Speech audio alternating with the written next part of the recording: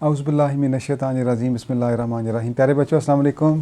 وعلیکم السلام۔ کیا حال ہے آپ سب کا؟ ٹھیک ٹھاک ہیں؟ میں ٹھیک ہوں الحمدللہ۔ عید مبارک۔ عید تو بہت عرصے کی گزر گئی۔ کل آپ کو ایک آیت میں نے بتائی تھی، کسی کو یاد ہے آیت یا اس کا حوالہ یا اس کا مفہوم؟ اونچی آواز میں۔ لَئِن شَكَرْتُمْ لَأَزِيدَنَّكُمْ۔ لَأَزِيدَنَّكُمْ کیا مطلب ہے اس کا؟ لَأَزِيدَنَّكُمْ، جب آپ شکر ادا کرو گے تو میں آپ کو اور زیادہ دوں گا۔ کون کہتا ہے یہ؟ اللہ۔ اللہ میاں نے کہا ہے کہ جب آپ میرا شکریہ ادا کرو گے تو میں آپ کو اور زیادہ دوں گا۔ لَئِن شَكَرْتُمْ لَأَزِيدَنَّكُمْ۔ آج سے ہم کہانی کا سلسلہ شروع کریں گے، جو کہ ہو سکتا ہے کہ 5-6 قسطوں پر مشتمل ہو، اور کہانی ہوگی حضور صلی اللہ علیہ وسلم سے متعلق۔ ہم شروع کرتے ہیں حضور صلی اللہ علیہ وسلم کے بچپن سے، ٹھیک ہے عروہ؟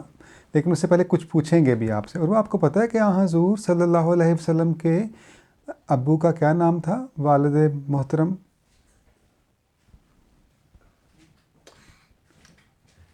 حمزہ۔ نہیں، اگر آپ کو نہیں پتہ نا تو پھر تکے نہیں لگانے، اگر پتہ ہے تو بتاؤ، ورنہ کوئی بات نہیں، کہو نہیں پتہ ہم آپ کو۔ جی، حضرت عبداللہ رضی اللہ عنہ۔ حضرت عبداللہ رضی اللہ تعالیٰ عنہ۔ اور آپ کی والدہ محترمہ کا کیا نام تھا؟ حضرت آمنہ رضی حضرت آمنہ رضی اللہ تعالیٰ عنہا۔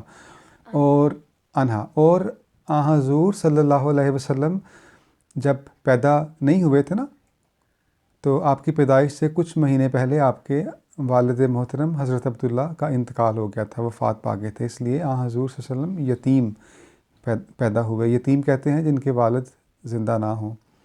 اور تمثیل آپ کو پتہ ہے کہ جب آپ پیدا ہوئے تو کنہوں نے آپ کو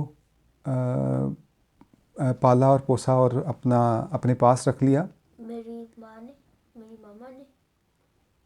نہیں، حضور صلی اللہ علیہ وسلم کے جب والد وفات پا گئے تھے اور پھر حضرت آمنہ کے گھر میں حضور پیدا ہوئے تو پھر کنہوں نے ان کی نگہداشت؟ حلیمہ سعدیہ۔ حضرت عبد المطلب رضی اللہ تعالیٰ عنہ، آپ کے دادا ابو نے، جن کا نام تھا حضرت عبد المطلب، اور وہ قریش کے سردار تھے۔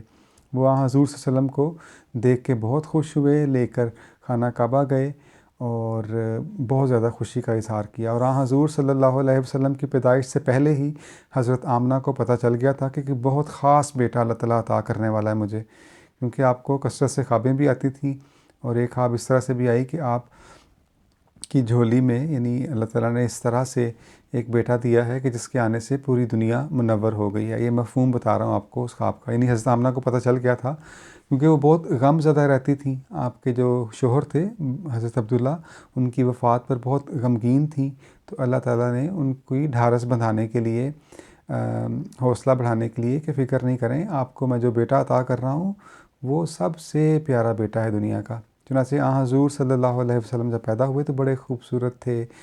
اور پھر تمثیل آپ ٹھیک کہہ رہے ہو کہ حضرت حلیمہ سعدیہ نے ان کو کچھ عرصے کے لیے رکھا، ان کو رضائی والدہ بھی بولتے ہیں۔ اور وہ اس کا قصہ اس طرح سے ہے کہ مکہ میں یہ رواج تھا ان دنوں، جیسے آج کل رواج ہوتا ہے نا کہ چھوٹے بچے کو کیٹا بھیج دیتے ہیں تاکہ وہ سیکھے، اسی لیے مکہ میں بھی رواج تھا کہ جو چھوٹے بچے تھے ان کو گاؤں کے قریبی دیہات کے لوگ لے جایا کرتے تھے ان کے والدین سے، کیونکہ دیہات کا ماحول شہروں کی نسبت زیادہ صحت مند ہوا کرتا ہے، اور وہاں بچے زبان بھی اچھی سیکھتے ہیں، اور ان کے بدلے والدین سے پیسے لیا کرتے تھے۔ تو جب حضور صلی اللہ علیہ وسلم بہت چھوٹے سے تھے تو قریب کے دیہات سے ہر سال آیا کرتی تھی خواتین اور فیملیز، وہ آئیں اور آ کے انہوں نے امیر لوگوں کے بچے تلاش کرنے شروع کیے اور ان کو لے کے چلے گئے۔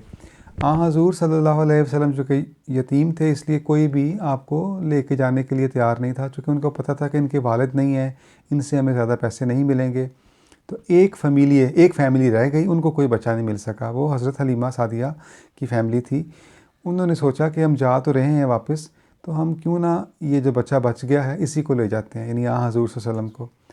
حضرت آمنہ کو پتہ چل گیا کہ یہ کیوں جھجک رہے تھے، کیوں نہیں لے کے جا رہے تھے۔ انہوں نے کہا کہ دیکھو، آپ میرے بیٹے کو لے کے تو جا رہے ہو، لیکن ان کو کوئی معمولی بچہ نہ سمجھنا، یہ بہت خاص بیٹا ہے، اللہ تعالیٰ نے مجھے بتایا ہوا ہے کہ یہ بہت خاص بیٹا ہے میرا، تو اس لیے آپ فکر نہیں کرو۔ چنانچہ حضرت حلیمہ ان کو لے کے جب چلی گئیں تو رستے میں ان کا جو بھی سواری تھی، ان کی شاید گدھا تھا، وہ بڑا سست رفتار تھا، اور وہ بہت سست تھا، آہستہ آہستہ چلتا تھا۔ وہ بہت غریب فیملی تھی، کھانے کے لیے بھی اتنا نہیں تھا ان کے پاس، ان کے بچے بھی زیادہ دودھ نہیں ہوتا تھا، اس لیے جو جانور تھے ان کے پاس وہ بھی بڑے کمزور تھے، ان کا گدھا بھی بہت سست تھا، آہستہ آہستہ چلتا تھا، آہستہ آہستہ۔ تو جب حضور صلی اللہ علیہ وسلم کو لے کے واپس گئے تو انہوں نے دیکھا کہ جس گھوڑے پہ یا گدھے پہ بیٹھے ہیں وہ گدھا تو بہت اکڑ اکڑ کے اور بہت تیز تیز چل رہا ہے نا، بہت تیز تیز، سب سے آگے نکل گیا۔ انہوں نے کہا واقعی یہ بچہ تو بہت اسپیشل ہے۔ پھر جب گھر گئے تو ان کی بکریوں نے بھی بہت زیادہ دودھ دینا شروع کر دیا اور وہ بڑے خوش ہو گئے کہ واہ، یہ ہمیں تو اللہ میاں نے بڑا اچھا ایک بچہ عطا کر دیا ہے، اس کی وجہ سے ہمارے گھر میں برکتیں ہی آنا شروع ہو گئی ہیں۔ چنانچہ انہوں نے بڑی محبت سے حضور صلی اللہ علیہ وسلم کی نگرانی کرنی شروع کی۔ پھر میں نے آپ کو ایک کہانی بھی سنائی ہے حضور صلی اللہ علیہ وسلم کی بہادری کی کہ کس طرح سے ڈاکو جو ہیں وہ حملہ آور ہوئے اور وہ سارا سامان لوٹ کے لے جانا چاہتے تھے، لیکن حضور صلی اللہ علیہ وسلم کھڑے ہو گئے ڈاکوؤں کے سامنے کہ میں لے کے نہیں جانے دوں گا۔ اور پھر ڈاکوؤں کے سردار کو جب لگا پتہ کہ یہ قریش کا بیٹا ہے، تو یعنی حضرت عبد المطلب کا، تو انہوں نے سارا سامان چھوڑ دیا اور کہا کہ واقعی قریش کا فرد ہی اتنا بہادر ہو سکتا ہے۔ یعنی حضور صلی اللہ علیہ وسلم کی شجاعت کے بارے میں بھی آپ کو میں نے کہانی سنائی ہوئی ہے۔ تو پیارے بچوں، آج یہاں تک ہی، اور پھر کل ہم یہیں سے شروع کریں گے۔ اور اس سے پہلے کہ ہم خدا حافظ بولیں، آپ کچھ کہنا چاہتے ہیں تو اپنے دیکھنے والوں کو، ایشل کو جو کچھ کہنا ہے آپ نے کہہ دو۔ کچھ آپ نے حدیث سنانی ہے یا کوئی اچھی بات کرنی ہے یا کچھ اور پیغام دینا ہے تو دے دو اونچی آواز میں۔ کچھ کہنا ہے؟ کچھ کہنا ہے تو بتا دو جلدی سے۔ یاد نہیں آ رہا۔ کچھ بھی یاد نہیں آ رہا؟ کہانی اچھی لگی آپ کو؟ ہاں جی۔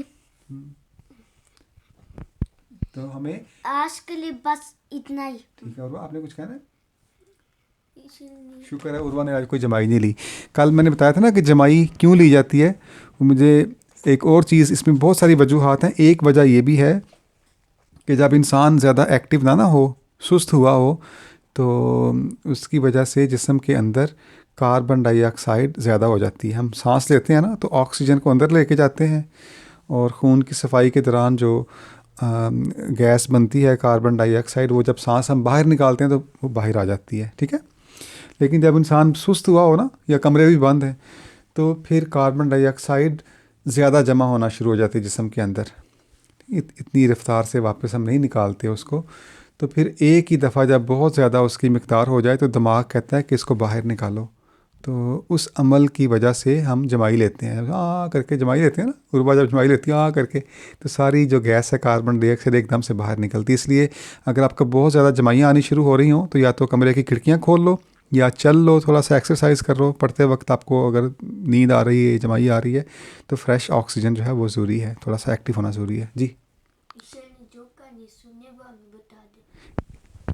ایشر نے جو کہانی سنی ہے وہ ہمیں بتا۔ ہاں جی، ایشل بھی بتا سکتی ہے، بلکہ ایشل بھی ہمیں ریکارڈ کر کے بھیج سکتی ہے، ہم یہاں پہ لگا دیں گے۔ لیکن ابھی ہم کچھ اگلے دنوں تک، 4-5 دنوں تک حضور صلی اللہ علیہ وسلم کی کہانی ہی جاری رکھیں گے، ٹھیک ہے بیٹا؟ السلام علیکم ورحمۃ اللہ، اللہ حافظ۔